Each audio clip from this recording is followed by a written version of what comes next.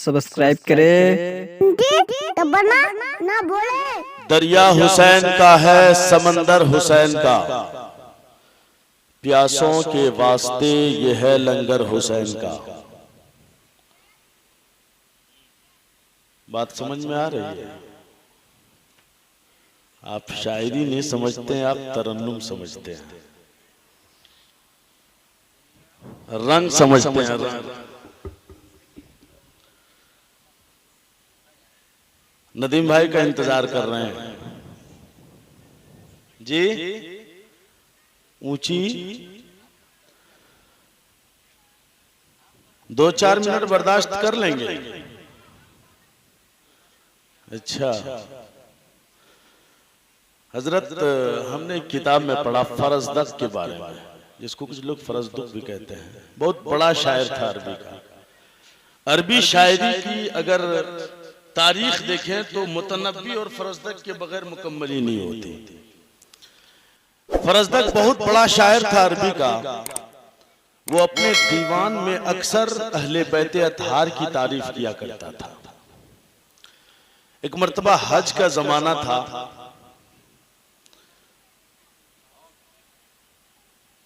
हजरत इमाम ज़ैनुल आबिदीन हज पे गए हुए थे, फरजदक भी हज पे मौजूद था।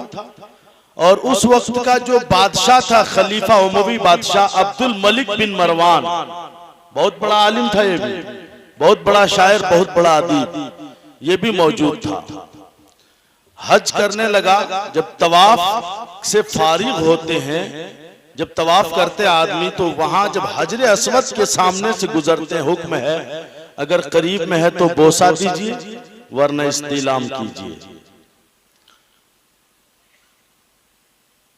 हजरत इमाम ज़ैनुल आबिदीन भी हज कर रहे हैं, तवाफ कर रहे हैं, ये भी तवाफ कर रहा है।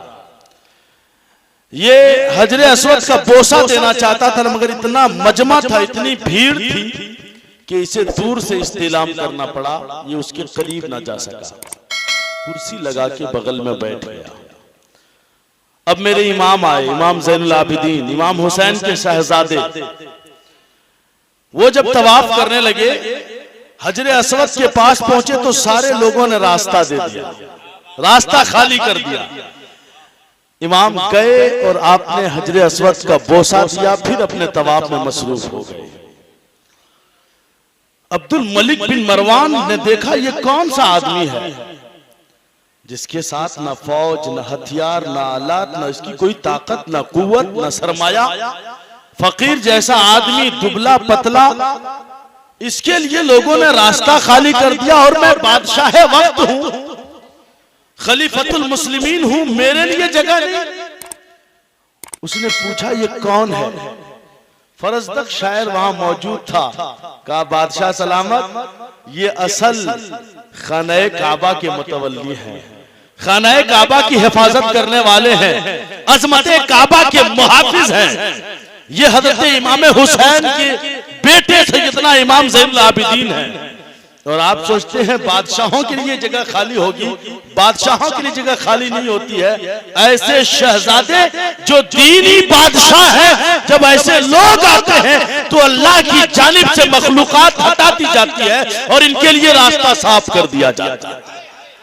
फिर फरजदक ने उसी वक्त कुछ शायरी की, इमाम ज़ैनुल आबिदीन की शान में कुछ अशआर कहे। इमाम ज़ैनुल आबिदीन खुश हुए और आपने अपने खादिम से फरमाया जो कुछ है दे दो। कितना दिया? 10,000 दिरहम। उस जमाने में अब्दुल मलिक के पास भी इतना पैसा नहीं था, लेकर नहीं आया था। 10,000 दिरहम था। आपने कहा सब दे दो। 10,000 दिरहम फरजदक की गोद में डाल दिया गया। और उसके बाद मेरे इमाम फरमाने लगे मेरे पास इस वक्त इतना ही है, ये तेरे शेर की कीमत नहीं हो सकती, तेरे अशार की कीमत नहीं हो सकती, तूने जो कसीदा पढ़ा उसकी कीमत नहीं है, मेरे पास इतना ही है। अगर मेरे पास इससे ज्यादा होता तो मैं तुम्हें और देता, तुम्हें और देता। सखी मुस्तफा के घर आने के हैं, अल्लाह अकबर। मुस्तफा जब उनके शान में अशार पढ़ते थे सहाबा, मुस्तफा अपनी चादर तक उतार के दे देते थे।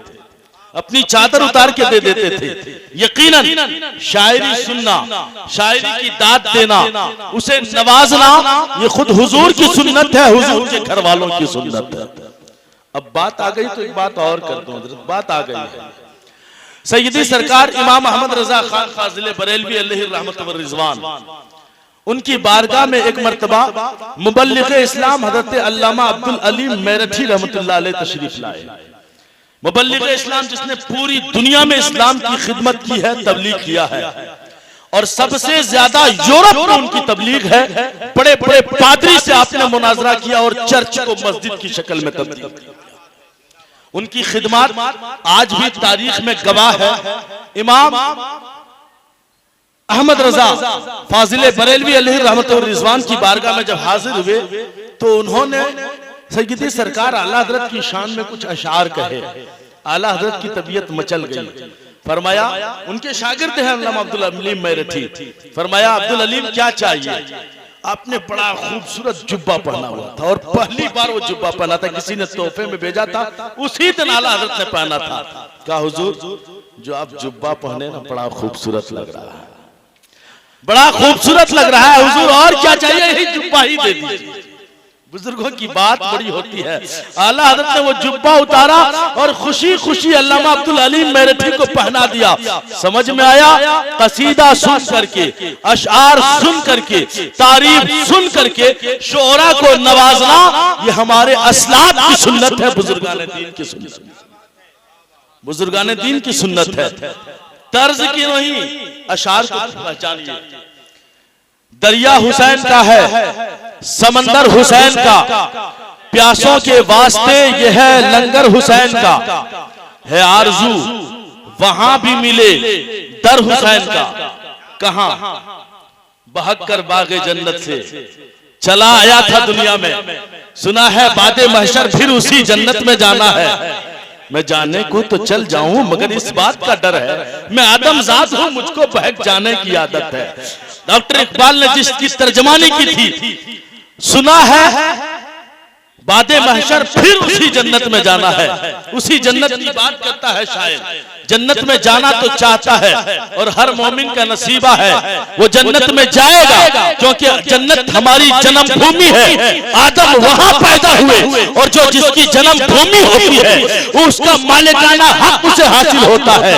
हम जन्नत हमारी जन्म भूमि है, हम जन्नत में पैदा हुए, हमारे बाप जन्नत में पैदा हुए, तो जन्नत हमारी जन्म भूमि है, जन्नत में हमारा मालिकाना हक है, लिहाजा हम जन्नत में जाएंगे। लेकिन एक आशिक तमन्ना क्या करता है? नारे तकबीर, नारे रिसालत, हजरत अल्लामा महबूब अहमद साहब क़िबला, सुभान अल्लाह।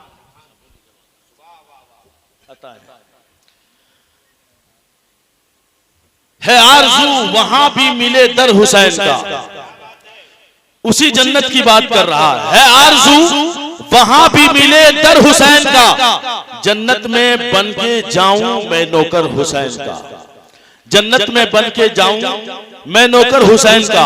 और एक शायर ने इश्क की तर्जमानी यूं की थी,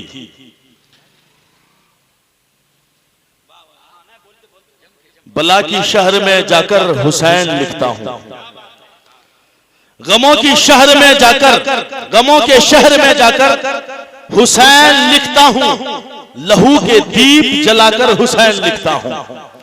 गमों के शहर में जाकर हुसैन लिखता हूं, लहू के दीप जलाकर हुसैन लिखता हूं। और कुछ ऐसी मश्क है मुझको हुसैन लिखने की, कुछ ऐसी मश्क है मुझको हुसैन लिखने की, हवा में रंग उड़ाकर हुसैन लिखता हूं, हवा में रंग उड़ाकर हुसैन लिखता हूं। अजीजाने गिरामी वकार, क्या बात है, जिंदाबाद। हर साल यही जलसा, हर साल जिक्र शहीद आजम, हर साल हुसैन आजम की याद, हर साल शहीद आजम की याद, उसी के नाम पे जलसा। और भी तो शहीद है इस्लाम में, बहुत से शोहदा है इस्लाम में, तारीख इस्लाम पढ़ करके देखें, एक से एक शहीद है इस्लाम में। इस्लाम के दामन में अमीर हमजा जैसे शहीद भी हैं, इस्लाम के दामन में उमर फारूक जैसे शहीद भी हैं, इस्लाम के दामन में अली के मुर्तजा जैसे शहीद भी हैं, इस्लाम के दामन में हजरत सैयदना अब्बास अलमबरदार जैसे शहीद भी हैं, इस्लाम के दामन में हजरत जाफर तैयार जैसे शहीद भी हैं। क्या वजह है? हर साल इमाम हुसैन का तस्करा, शहीद आजम का तस्करा मुहर्रम के माह में ही सिर्फ नहीं, हर माह, हर साल, हर जमाने में, हर रात, हर दिन शहीद आजम का जिक्र होता है। आखिर वजह क्या है? चर्चे की वजह क्या है? इसको सुनना है तो जरा सा आपको थोड़ा सा करीब आना होगा। सुनना चाहते हैं क्यों मना रहे हैं हर साल? सुनना चाहते हैं क्यों मनाते हैं जिक्र हुसैन? सुनना चाहते हैं क्यों इस कॉन्फ्रेंस में बैठते हैं हर साल? अगर सुनना चाहते हैं तो थोड़ा सा करीब आइए, आ जाइए मोहब्बत के साथ। मैं देखूं किसके अंदर तड़प है। हर साल मनाते हैं, वजह तो जान लें। है माशाअल्लाह, सुभान अल्लाह। ये देखिए दो चंद नौजवान हैं, अल्लाह सलामत रखे, सुनना चाहते हैं, सुनना चाह रहे हैं। माशाअल्लाह, सुभान अल्लाह। हर साल जिक्र शहादत इमाम हुसैन, हर साल ज़िब्ह अजीम का तज़किरा, हर साल शहीद आजम की याद। आखिर इसकी वजह क्या है? इसकी वजह पढ़ना है तो पढ़िए। जब अल्लाह तबारक व तआला ने हजरत इब्राहिम को बुढ़ापे की उम्र में एक बेटा दिया, बुढ़ापे की उम्र में एक बेटा दिया और बेटे की कुर्बानी का मुतालबा हुआ। अल्लाह अकबर, सिर्फ ख्वाब दिखाया गया, वो भी मुकम्मल हुक्म नहीं था साहब कि बेटे इस्माइल की कुर्बानी करो। कहा जो प्यारी चीज है कुर्बानी कर दो। अल्लाह अकबर, अल्लाह वाले जानते हैं किससे दिल लगा हुआ है।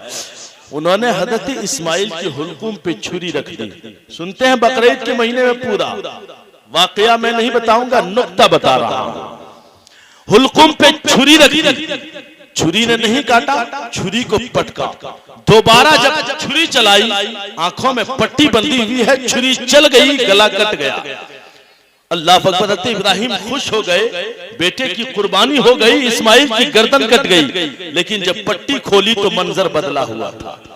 सामने दुम्बा ज़बह हुआ था, बेटा खड़ा मुस्कुरा रहा था। जिब्रील उधर हाजिर थे और कह रहे थे आपकी कुर्बानी मकबूल हो गई है, आपने बेटा सोचकर छुरी चलाई है, इसलिए दुम्बा कुर्बान करने का सवाब नहीं मिलेगा, बेटा कुर्बान करने का सवाब मिलेगा। अल्लाह अकबर, कुर्बानी मकबूल हो गई, लेकिन इस्माइल की गर्दन बच गई। इस्माइल की गर्दन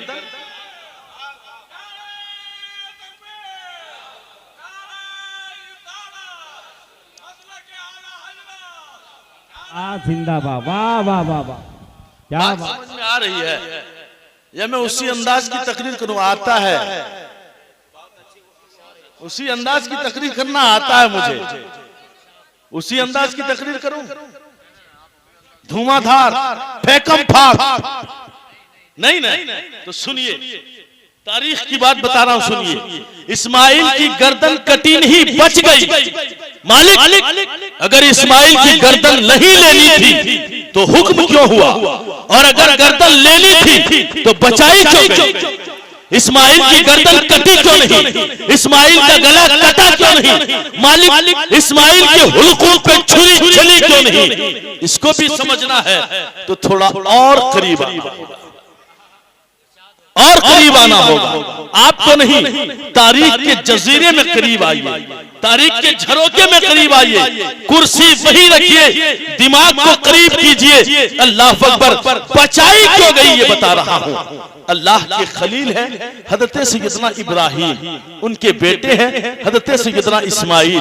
हुक्म हुआ, ए इब्राहिम, मेरे लिए एक घर की तामीर करो, जहां लोग आए, मेरे सामने सर्व सुजूद हो, तवाफ करें, मेरी याद में अपने दिलो दिमाग को लगा दे और अपनी मेरी याद में सब कुछ भूल जाए, खैशो अकारिब सबको भूल जाए, कुंबा भूल जाए, दुनिया भूल जाए, मेरी याद में मगन हो जाए, उसे पता न चले लिबास कैसा है, उसे पता न चले सर के बाल उलझे हैं या सर के बाल सियाह है, उसे पता न चले बाल में तेल है या नहीं है। दीवानगी की अजब आलम हो, ऐसा एक घर बनाओ जहां दुनिया के सारे लोग इकट्ठे हो जाए, तो एक लिबास हो जाए, सबकी जबान एक हो जाए। अमेरिका का आदमी हो, अफ्रीका का आदमी हो, लंदन का आदमी हो, पाकिस्तान का आदमी हो, ईरान का आदमी हो, जापान का आदमी हो, चीन का आदमी हो, बोली जो भी बोलता हो, यहाँ आए तो सबकी सदा एक हो, लब्बैक लब्बैक लब्बैक, एक सदा हो, घर बना दो। अल्लाह अकबर, बना दी। खाने काबा की तामीर मुकम्मल हो गई। अल्लाह ने हुक्म दिया, इब्राहिम हर मजदूर मजदूरी करने के बाद अपनी उजरत मांगता है, इब्राहिम तू भी उजरत मांग ले। इब्राहिम कहने लगे, मालिक तुझसे उजरत मांगे, मालिक तुझसे उजरत मांगे। रब्बना तकब्बल मिन्ना इन्नका अंतस समीउल अलीम, मालिक तू कबूल कर ले, यही हमारे लिए काफी है, यही इब्राहिम और इस्माइल के लिए काफी है। रब की जानिब से इरशाद हुआ, तेरे ये मतलूब तेरी मेरी बारगाह में कबूल कर लिया गया। इब्राहिम जो तूने खाने काबा बनाया है ना, इस खाने काबा को मैंने कबूल कर लिया, अब मैं हुक्म देता हूँ। इब्राहिम मांग क्या मांगना चाहता है, मांग क्या मांगना चाहता है? मालिक देगा, हाँ दूंगा। अब मालिक का दरियाए करम जब जोश में है तो इब्राहिम ने क्या अनमोल चीज मांगी। कहा, मालिक तेरा एक महबूब रसूल है जिसके नाम को तूने जन्नत के दरवाजों पे लिखा है, जिसके नाम को तूने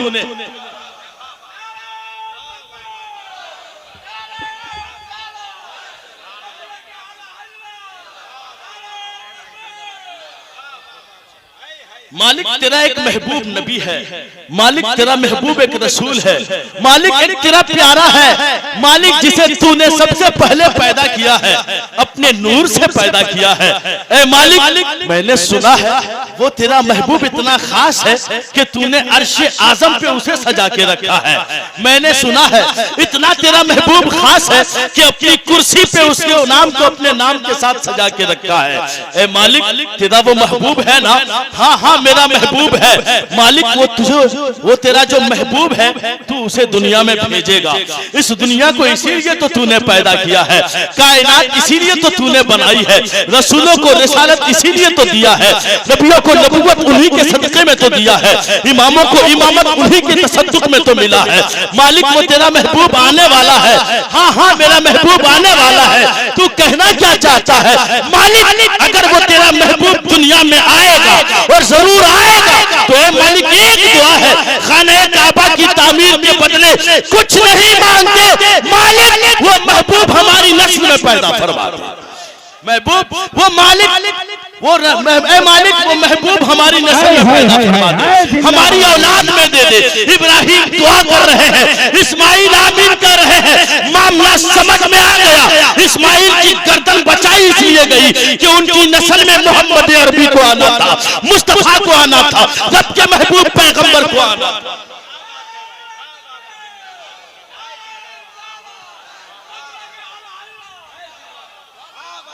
उनकी नस्ल में महबूब को आना था, उनकी नस्ल में महबूब को आना था, इसलिए गर्दन बचा ली गई। गर्दन बचाई गई तो उसकी जगह क्या दिया गया? फिदिये में जानवर दिया गया। अल्लाह अकबर। रब ने आगे इरशाद फरमाया, वो फदाइनाहु बिज़िब्हिन अज़ीम, हमने ज़िब्हे अज़ीम के जरिए इसका फिदिया उतारा। अब मुफस्सिरीन इस पे बहस करते हैं, ज़िब्हे अज़ीम कौन? वो ज़िब्हे अज़ीम जो रब ने फरमाया कि हमने इस्माइल की गर्दन के बदले बड़ी ज़िबह की है, वो ज़िब्हे अज़ीम कौन? क्या वो दुम्बा जो जन्नत से आया था वो ज़िब्हे अज़ीम है? मुफस्सिरीन फरमाते हैं नहीं हो सकता, क्योंकि एक तरफ इस्माइल पैगंबर का गला है और दूसरी तरफ दुम्बे का गला है। दुम्बे का गला पैगंबर के गले के बराबर नहीं हो सकता। दुम्बे का गला पैगंबर के गले के बराबर नहीं हो सकता, इसका हम वजन नहीं हो सकता, इसका मिसल नहीं हो सकता, इसकी नजीर ये नहीं बन सकता। जब दुम्बे का गला इस्माइल के गले के बदले नहीं हो सकता, फिर वो क्या था? वो एक तत्काल सेवा था, वो फौरन उतारा जाने वाला फिदिया था। असल में इस फिदिये को मौखर कर दिया दिया गया था।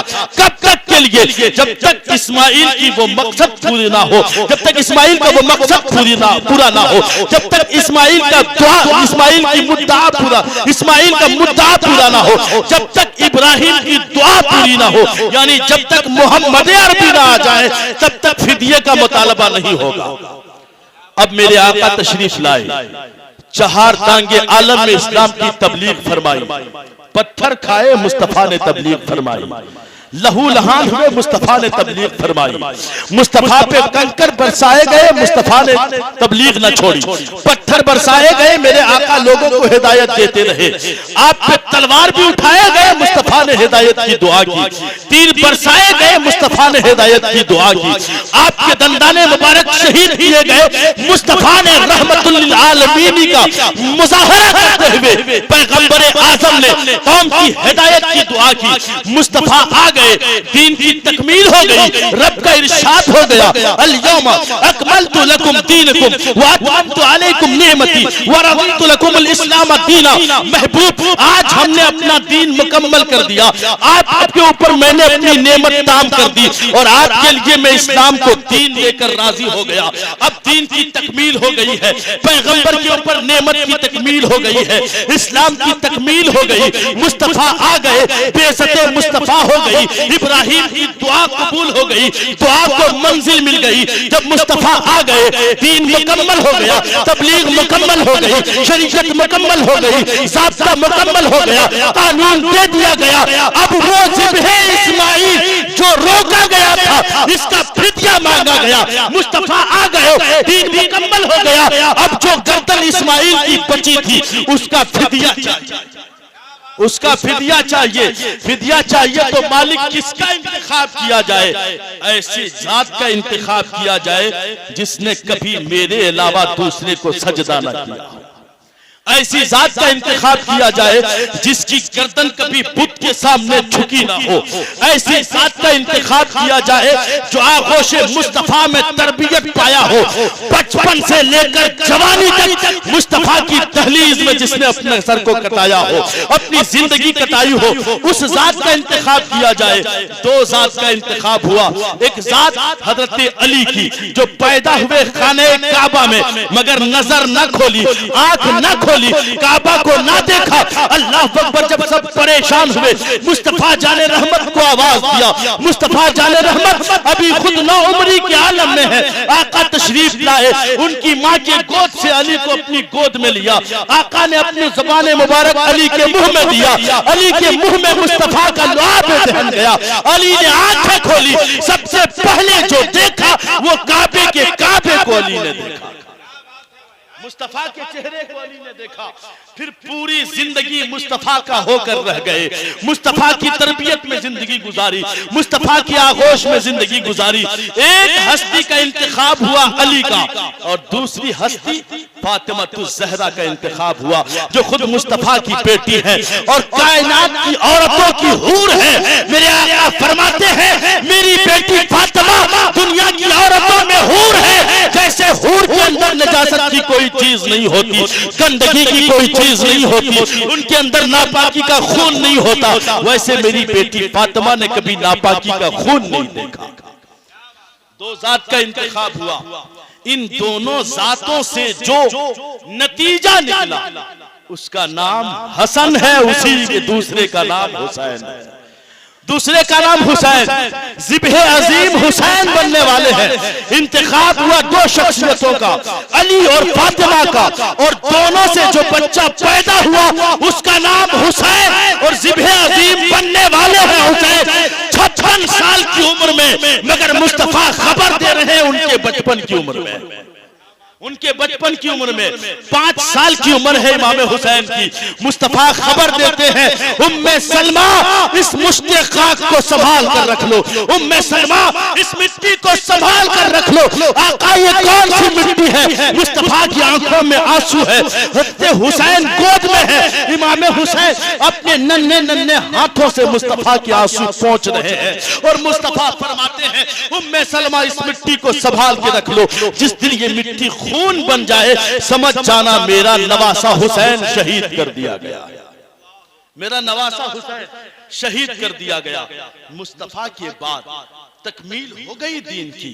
इमाम हुसैन बचपने के आलम में है, हुसैन बचपने के आलम में है। 14 साल की उम्र में थे या 11 साल की उम्र में थे हज़रत इस्माइल जब कुर्बानी मांगी गई थी।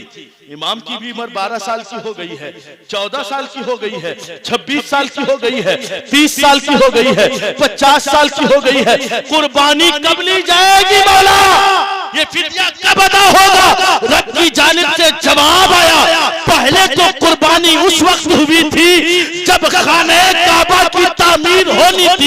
अब कुर्बानी के बदले इसका फिदिया तब लिया जाएगा जब काबे की हिफाजत की जिम्मेदारी उतारनी होगी, जब काबे की अजमतों पे सवाल आएगा, जब काबे के तकद्दुस पे सवाल आएगा, काबे की हुर्मत पे सवाल आएगा। जब सन 7 हिजरी के बाद फितनों का दौर शुरू होगा तब हुसैन की कुर्बानी ले जाएगी और हुसैन की कुर्बानी जमाने में इनकलाब बर्पा कर देगा। हुसैन की कुर्बानी हक्कानियत की फतह होगी, हुसैन की कुर्बानी अजमतों की शहादत होगी, हुसैन की कुर्बानी इस्लाम की आबियारी होगी, हुसैन की शहादत इस्लाम की सरफराजी होगी, हुसैन की शहादत मिल्लते बैदा की कामयाबी होगी, हुसैन की शहादत लोगों में सदाकत को बेदार करने वाली।